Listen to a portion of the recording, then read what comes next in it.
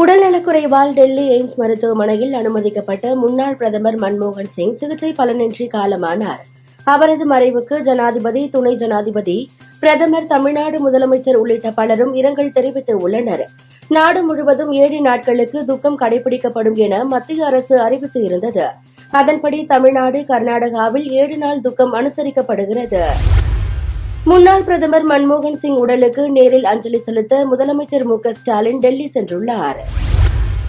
அண்ணா பல்கலைக்கழக மாணவி பாலியல் வன்கொடுமை செய்யப்பட்ட சம்பவத்தை கண்டித்து அண்ணா பல்கலையை முற்றுகையிட முயன்ற அதிமுக முன்னாள் அமைச்சர் ஜெயக்குமார் உட்பட 900 பேர் மீது கோட்டூர்புரம் போலீசார் வழக்கு பதிவு செய்து உள்ளனர். அதேபோல் அனுமதியின்றி போராட்டம் நடத்திய பாஜக நிர்வாகி தமிழிசை, கருநாகராஜன் உள்ளிட்ட 417 பேர் மீது நுங்கம்பாக்கம் போலீசார் வழக்கு பதிவு செய்து உள்ளனர்.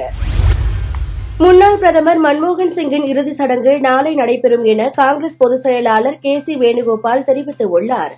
மேலும் இதுகுறித்த அதிகாரப்பூர்வ அறிவிப்பு கட்சி சார்பில் வெளியிடப்படும் என அவர் கூறியுள்ளார்.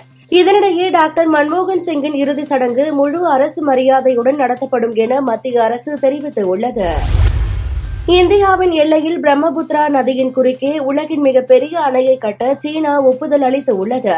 11 லட்சம் கோடி மதிப்பில் திபெத்தில் கட்டப்படும் இந்த அணையால் பிரம்மபுத்திரா நதி பாய்ந்தோடும் இந்தியா மற்றும் வங்கதேசத்திற்கு பெரும் பாதிப்புகள் ஏற்படும் நிலை உருவாகியுள்ளது. முன்னாள் பிரதமர் மன்மோகன் சிங் மறைவு இந்தியாவுக்கும் உலகத்திற்கும் பெரிய இழப்பு. இந்தியாவின் பொருளாதார முன்னேற்றத்தையும் உலக நாடுகளுடன் நட்புறவையும் உருவாக்க அவர் செய்த பங்களிப்புகள் மறக்க முடியாதவை என்று அமெரிக்க வெள்ளை மாளிகை தெரிவித்துள்ளது. பாகிஸ்தானில் கடந்த 2023ஆம் ஆண்டு மே மாதம் 9ஆம் தேதி நடைபெற்ற வன்முறை தொடர்பான வழக்கில் மேலும் 60 குற்றவாளிகளுக்கு நேற்று தண்டனை விவரம் அறிவிக்கப்பட்டது. அதில் இம்ரான்கானின் மருமகன் ஆசன் கான் நியாசி முக்கிய குற்றவாளியாக சேர்க்கப்பட்டு இருந்தார்.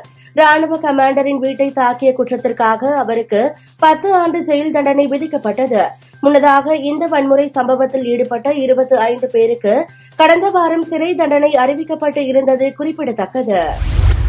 பார்டர் கவாஸ்கர் தொடரின் 4வது டெஸ்ட் போட்டியில் இந்திய அணிக்கு எதிராக ஆஸ்திரேலிய அணி 474 ரன்கள் குவித்து ஆல் அவுட் ஆனது. அதிகபட்சமாக ஸ்மித் 140 ரன்களும் லபுஷேன் 72 ரன்களும் குவித்தனர்.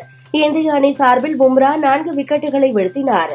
போட்டியின் போது முன்னாள் பிரதமர் மன்மோகன் சிங் மறைவுக்கு அஞ்சலி செலுத்தும் விதமாக கைகளில் கருப்பு பட்டை அணிந்து இந்திய அணி வீரர்கள் விளையாடினர்.